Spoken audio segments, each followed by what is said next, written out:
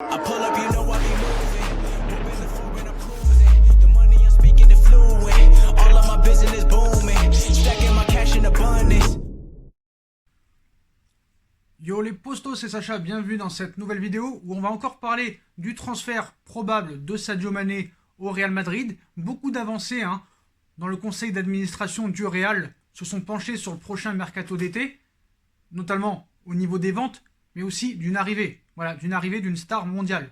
Donc ce qui est bien, c'est que d'un côté, le Real Madrid a compris que dans les 2-3 prochaines années, il ne pourra pas faire Kylian Mbappé, en tout cas du moins pendant 2 ans. On sait que voilà, le Paris Saint-Germain est clair là-dessus, qu'il vente, qu'il neige, qu'il pleuve. Le Paris Saint-Germain se ne débarrassera pas de Kylian Mbappé avant 2022. Voilà, c'est un souhait de l'émir, il en fait une affaire personnelle. Pour l'arrivée de Sadio Mané au Real Madrid, le conseil d'administration, qui est, on le sait, de Florentino Pérez, président du Real Madrid, à son bras droit, José Ángel Sánchez, la tête pensante du Real Madrid. Sauf que ce monsieur-là ne fait pas partie du conseil d'administration et est l'ennemi numéro 1 de Zinedine Zidane. Voilà, ils s'entendent pas du tout. Donc ce qu'il faut savoir, c'est que Liverpool est vendeur pour Sadio Mané, et Liverpool et son président et ses dirigeants veulent vraiment que ce transfert se fasse. Pourquoi ? Parce que le Real Madrid peut payer la somme demandée par Liverpool. Pourquoi ? Comme vous le savez, le Real Madrid a été longtemps interdit de recrutement. Vous savez pourquoi ? Ils ont beaucoup économisé. Même s'ils ont beaucoup recruté l'été dernier, je pense que c'est des joueurs jeunes qui peuvent encore valoir beaucoup à l'avenir. On sait qu'il y aura beaucoup de ventes. Et comme vous le savez, c'est dans tout l'intérêt de Liverpool de vendre Sadio Mané, surtout à cet âge-là, 28 ans, et en plus 160 millions d'euros, Liverpool ne pourra pas refuser. Surtout que Liverpool aurait déjà trouvé le remplaçant de Sadio Mané, c'est-à-dire Timo Werner, mais Timo Werner veut signer à Liverpool. Seul problème, le montant du transfert. C'est toujours comme ça. Et en plus, avec cette crise actuelle, le mercato risque d'être compliqué. En plus, on ne sait pas vraiment quand le mercato va pouvoir débuter. Pour l'instant, on parle du 26 juillet, mais rien n'est acté, rien n'est officialisé par l'UEFA et par les autres ligues. Donc voilà, on va attendre un petit peu. Donc, Sadio Mané, c'est une réelle envie, déjà, de Zinedine Zidane. Zidane le veut, Mané veut venir, Liverpool est vendeur, Liverpool a trouvé ce remplaçant, parce que ce qu'il faut savoir, c'est que Timo Werner, certes, est un attaquant, mais a aussi joué ailier, et joue des fois ailier avec Julian Nagelsmann. Ce qu'il faut savoir, c'est que Hazard et Benzema sont intransférables. Ça, c'est clair et net. L'objectif de Zidane, c'est d'associer Sadio Mané, Benzema, Hazard sur la pointe de l'attaque, de vendre Gareth Bale. Ça, c'est une certitude. Est-ce que Gareth Bale va vouloir partir avec le salaire énorme qu'il touche, de vendre Isco, même si ça risque d'être un peu plus compliqué, mais c'est sûr que James Rodriguez, Jovic, Gareth Bale, Marcelo, le Real veut s'en débarrasser. Donc le Real, si jamais ils arrivent à les vendre, pourront avoir une certaine somme d'argent, en plus des économies effectuées sur ces 5 dernières années. Le transfert de Sadio Mané, c'est dans un mouchoir de poche. Voilà, c'est très très très tranquille. Ce qu'il faut savoir, c'est que voilà, les discussions ont lieu depuis 2 ans, ce transfert se prépare depuis 2 ans, tout est acté. Après, on sait qu'il y aura des problèmes de rétrocommission, que l'agent de Sadio Mané n'est pas recommandable. Et je voulais aussi faire une petite leçon footballistique à certains footix du football. Il faut essayer d'un petit peu comprendre le football et arrêter de mettre des commentaires. Ce n'est pas possible que Sadio Mané joue au Real Madrid. Mané joue à gauche, Hazard joue à gauche. Depuis quand un droitier ne peut pas jouer à droite de l'attaque et un gaucher à gauche ? Depuis quand ? Expliquez-moi un petit peu. À un moment donné, il faut essayer d'un petit peu penser. Donc, qu'est-ce qui pourrait freiner le transfert de Mané ? 2 choses. Déjà, José Ángel Sánchez, qui est vraiment la tête pensante du Real Madrid et le meilleur ami de Florentino Pérez. C'est comme au Paris Saint-Germain, le prince Al Thani et Nasser Al-Khelaifi. Après, Pérez a beaucoup d'admiration pour Zinedine Zidane, mais s'il y avait un choix à faire, lequel ferait Pérez ? Et est-ce que Pérez a vraiment besoin de Zidane pour faire signer Sadio Mané ? J'en ne suis pas sûr. Parce que même si José Ángel Sánchez demande à Pérez de virer Zidane, c'est pas pour autant que le dossier Mané sera arrêté. Aucun rapport. Dites-moi à l'heure actuelle, quel entraîneur refuserait d'avoir Sadio Mané dans son équipe? Dites-moi en commentaire. Aucun entraîneur refuserait d'avoir Sadio Mané. Donc, que Zidane reste ou parte, il n'y aura pas d'incidence sur ce transfert. Voilà, c'est simple. On connaissait un peu les conditions. Si jamais Liverpool avait le successeur, Liverpool laisserait partir Sadio Mané. Donc là, Werner, lui, veut jouer à Liverpool. Donc vous le savez, très performant ces derniers mois. Donc Timo Werner, 24 ans, qui est quand même plus jeune que Sadio Mané. 36 matchs cette saison, 27 buts, toutes compétitions confondues. Donc pourrait quitter le Red Bull Leipzig cet été. D'après Sky Sport, l'attaquant allemand ne désire pas poursuivre sa carrière en Bundesliga, où le Bayern de Munich le suit de très près, mais plutôt en première ligue du côté de Liverpool. Très apprécié de Jürgen Klopp, le joueur formé à Stuttgart, récemment prolongé jusqu'en juin 2023, dispose d'une clause libératoire fixée à 60 millions d'euros, mais il faudra la lever avant le 15 juin. Au-delà de cette date, il faudra négocier avec le Red Bull Leipzig pour récupérer le buteur de la Nationalmannschaft, donc une option que privilégierait Liverpool, qui pourrait attendre peut-être 1 an avant de passer à l'action pour de bon. Mais voilà, pour avoir Werner, Liverpool va devoir vendre Sadio Mané, parce que Sadio Mané est bankable. Et des trois, c'est lui le plus bankable. Que ce soit de Firmino, Mané, Firmino, Salah, le plus bankable, c'est indéniablement Monsieur Sadio Mané. Voilà, donc toutes les parties sont d'accord en fait. Toutes les parties sont d'accord. Mais il y a deux obstacles. Il y a déjà, d'un côté, l'agent de Sadio Mané, Björn Beisemer, qui a des casquettes et des bananes sur la tête en ce moment. Les rétrocommissions qu'il doit à l'avocat de Sadio Mané, c'est la guerre. Et je vous dis que Florentino Pérez et son conseil d'administration, d'ailleurs c'est marrant parce qu'ils se sont vus en milieu de semaine en visioconférence pour parler un petit peu de ce qui va se passer pour le prochain mercato, parce qu'on ne sait pas encore si Zidane va rester, quel joueur le futur entraîneur voudra, mais je pense que quoi qu'il arrive, Zidane restera 1 an de plus, ça c'est une certitude. Leur fiche de conduite, elle est déjà écrite. Elle est déjà écrite. Voilà. Les joueurs à vendre, on les connaît, je vous les ai cités, et les joueurs qui doivent arriver, on les connaît aussi. Voilà. Donc, beaucoup de joueurs vendus, beaucoup de cash. C'est simple. Donc voilà, il y a deux obstacles. Je voulais parler un petit peu de celui qui pourrait vraiment freiner ce transfert de Mané au Real Madrid, c'est José Ángel Sánchez. Donc qui est ce monsieur? Qui est ce monsieur vraiment Donc il y a 300 personnes. Ce qu'il faut savoir, c'est qu'il y a 300 personnes qui travaillent dans les bureaux du Real Madrid. Voilà, il y a le numéro 1, Florentino Pérez. Lui veut bien Sadio Mané. Lui, il le veut. En attendant peut-être d'avoir Mbappé dans 3-4 ans, il a donné son accord à Zizou. Ça, il n'y a pas de souci.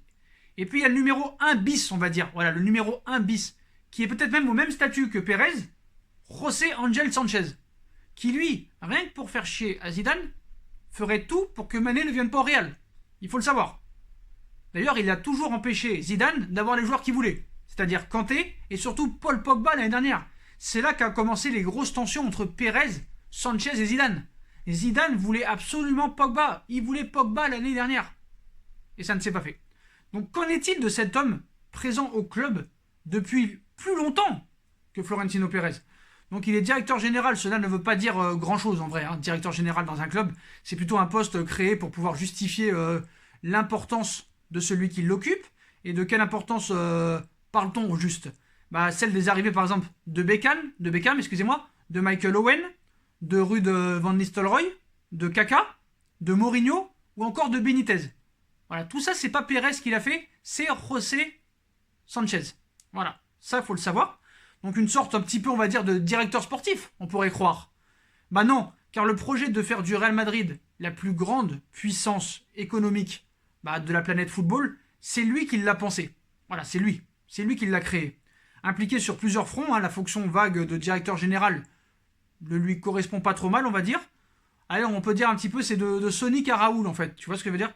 Donc, il est diplômé en philosophie et lettres. Sanchez officie dans le courant des années 90 pour Sega, compagnie japonaise de jeux vidéo. Voilà. Devenu expert en marketing, on ne sait pas trop comment d'ailleurs, il grimpe les échelons et se retrouve directeur général de la marque pour le sud de l'Europe.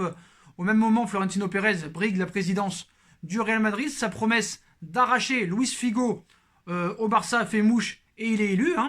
L'une de ses premières tâches consiste à s'entourer d'une équipe de proches collaborateurs. Il en a déjà choisi 2. Un directeur général de Albornoz qui refusera, on se rappelle, de payer 60 000 € pour un jeune nommé Neymar en 2006. Oui, oui, c'est lui qui refuse Albormoz, hein, ancien directeur sportif du Real Madrid, qui avait refusé de payer les 60 000 euros pour Neymar en 2006. Eh oui, en 2006. Et un directeur sportif, Jorge Valdano, qui a tout vu dans le football. Et lui, c'était l'ennemi de Mourinho. Voilà. Il manque un troisième homme capable de prendre en main le marketing et l'entité madrilène. Après quelques mois, le nom de José Ángel Sánchez est proposé au précis, on va dire. Convoqué à un entretien d'embauche, le jeune directeur va passer des jours à apprendre le fonctionnement du club en matière de marketing et de communication, avec l'aide d'un connaisseur alors âgé de 33 ans. Il est engagé en octobre 2000. En 6 ans, il va faire venir les plus grands joueurs à Madrid et conférer au club une image, on va dire, j'ai envie de dire très glamour. Voilà, pour se faire quoi de mieux que d'attirer des galactiques dans ses rangs, qu'on connaît déjà. Donc Sanchez l'a bien compris, pour gagner davantage d'argent, ce n'est pas sur la billetterie et les primes qu'il faut miser, mais bel et bien sur les droits TV et sur le marketing. Donc ces deux dernières catégories sont moins aléatoires que les autres, en ceci qu'elles ne dépendent pas des résultats du club, on va dire, à court terme, sans oublier qu'à cette même époque arrive un nouvel outil précieux au marketing, on va dire Internet, dans les bureaux du Concha Espina, c'est comme ça qu'on appelait un petit peu les bureaux de la Casablanca avant, où a flairé l'enjeu majeur qui se cache derrière ce réseau. Voilà, à tel point qu'en 2001, le sponsor sur la tunique merengue disparaît pour faire place au nom du site internet du club. Donc plus tard, en 2004, hein, de Albornoz, celui qui avait refusé Neymar en 2006, déclare « Nous voulons approfondir le développement international de la marque Real Madrid en faisant un effort particulier de pénétration commerciale sur des marchés à haut potentiel comme sont le nord-américain et l'asiatique. Le Real Madrid est devenu une marque. Si la santé économique du club est excellente aujourd'hui, c'est grâce aux bases posées une décennie auparavant. » Regrettable, hein, pour un puriste, indispensable pour celui qui exige des résultats. Ma foi, pour gagner, il faut vivre, on va dire, avec son temps. Ça, c'est obligatoire. Donc, en soi, c'était un ami de Mourinho, mais c'est une taupe. Voilà, c'est une taupe. Il aime bien un petit peu foutre le souk dans le bordel. Et dans le dossier Mané, il peut foutre le souk. Et ce qu'il faut savoir, c'est que, d'accord, au niveau du fair play financier, le Real Madrid, peut-être économiquement, c'est un club sain. Mais il est grave endetté. Plus de 300 millions d'euros de dette. Et ça, faut pas le cacher. Donc, ce gars-là, il a un peu de taupe. Et c'est un grand ami de Mourinho. Donc, ennemi de Zidane. C'est simple. Donc la première aventure de Florentino à la Maison Blanche, hein, prend fin un jour de février 2006. Sanchez, lui, ne bouge pas. Hein. Ramon Calderón, nouveau président, sait que cet homme, Sanchez, détient la clé des idées. Voilà. Les finances du club reposent sur ses idées, on va dire, novatrices. Sanchez accepte la continuité à une condition. Il veut gagner plus que le nouveau directeur sportif, Predrag Mijatovic, à l'époque, ancienne gloire de l'époque, du club. Son salaire est alors ajourné à 1 200 000 euros pendant l'étape de Calderón. Il reste en contact avec Pérez, lui rapportant de ce qui se passe un petit peu au sein du club. Donc pensait-il déjà à un retour de Pérez, qui était son ancien patron à l'époque. Cette manœuvre lui permettra par la suite de devenir l'homme de confiance de Pérez dès son retour en 2009. On sait ce qui s'est passé en 2009, Cristiano Ronaldo, Kaka, Benzema, et ainsi de suite. Estimant que Sanchez est la meilleure personne pour faire la transition entre les années Calderón et les Galactiques 2.0, hein. Donc il sera maintenu à son poste. Après, depuis 2009, il occupe toujours la place du Real. Donc c'est lui qui a fait venir les meilleurs joueurs au Real Madrid. C'est lui. Donc en soi, Mané, lui aussi, je pense qu'il connaît le potentiel de Sadio Mané. Voilà. Si réellement l'objectif du Real, c'est Mbappé, et qu'ils savent qu'ils ne peuvent pas le faire avant plusieurs années, qui mieux que Sadio Mané? Personne. Donc là, que ce soit Zidane ou José Ángel Sánchez, l'aval, il est donné. L'accord sera déduit. Donc c'est tout à fait cohérent. Donc Pérez, il n'aura pas besoin de choisir entre sa femme et ses parents. Qui ont choisi dans la vraie vie, sa femme ou ses parents? Je ne sais guère. Je n'ai jamais eu à faire ce choix. Mais en tout cas, toutes les volontés sont mises pour que Sadio Mané aille au Real Madrid. Voilà. Liverpool a son remplaçant. Il faudra payer 60 millions d'euros. Je pense qu'ils vont essayer de négocier à 45-50. Une fois que Sadio Mané sera vendu, le remplaçant de Sadio Mané à Liverpool sera Timo Werner. Et Sadio Mané sera le nouveau galactique du Real Madrid. pour être en attaque avec Karim Benzema et Eden Hazard. Parce qu'avec cette crise et cet arrêt du football, c'est sûr que pour la saison 2020-2021, même si on ne sait pas quand elle aura lieu, bah il y a des grandes chances que Hazard soit revenu au top de son niveau, parce qu'on a vu que voilà, il est revenu au top de son niveau, au niveau du physique. Après, il a été blessé, mais bon, je pense que voilà, il sera de retour d'ici peut-être septembre, août, et ce sera bon. Et là, le Real Madrid pourra repartir peut-être sur de bons rails avec cette recrue Sadio Mané. Mais voilà, il y a l'accord, on est d'accord sur le salaire, on est d'accord sur la durée du contrat, on est d'accord avec l'agent, même si je pense que l'agent peut être aussi un frein, parce que je ne sais pas si Pérez est enclin à discuter avec lui, même s'ils ont déjà discuté lors du match aller contre l'Atlético Madrid. Donc voilà, mais en soi, vraiment, il n'y a pas vraiment d'obstacle pour le transfert de Sadio Mané au Real Madrid, parce que tout est prévu. Voilà, tout est prévu. Werner, Liverpool, Mané, Real. On est d'accord sur le transfert. On est d'accord sur tout. Donc voilà. Et l'ami de l'ennemi et l'ennemi de l'ami sont d'accord aussi. Donc tout est clair. Voilà les postos. Donc voilà, vous connaissez un petit peu mieux le personnage de José Miguel Sanchez. Voilà, donc dites-moi en commentaire ce que vous en pensez. Donc maintenant, il n'y a plus aucun frein pour que Mané signe au Real Madrid.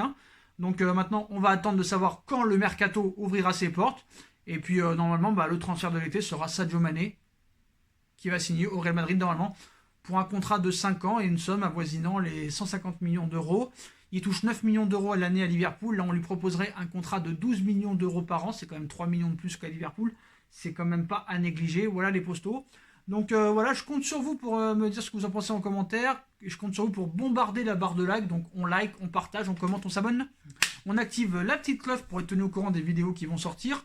On me rejoint sur mes différents réseaux sociaux, Instagram, Facebook, Snapchat, Twitter, ainsi que sur Utip. Si vous voulez aider à faire évoluer la chaîne en regardant les pubs gratuitement ou en faisant un petit don, n'hésitez pas aussi à vous abonner à ma deuxième chaîne YouTube, No Feeling des Postos. Voilà. Vous avez toujours moins 5% avec le code promo Sacha10 sur tous les maillots de foot du site officiel Champions 11. Voilà, vous avez des maillots de foot du Paris Saint-Germain, de tous les clubs que vous voulez, des maillots NBA, voilà, livraison gratuite, voilà, moins 5% avec le code promo Sacha10. Profitez-en les potos, tout sera en lien en description. Je vous souhaite une très bonne soirée et à plus tard dans une nouvelle vidéo les postos. Tchuss.